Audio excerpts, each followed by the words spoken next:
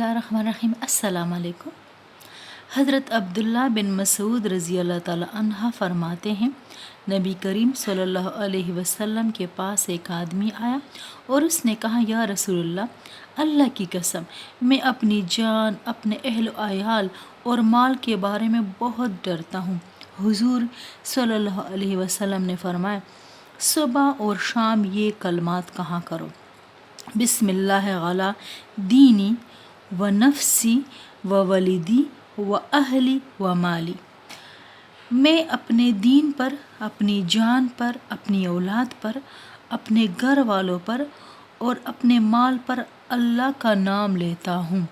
इस आदमी ने ये कलमात कहने शुरू कर दिए। फिर हुजूर सल्लल्लाहु अलैहि वसल्लम की खिदमत में आया।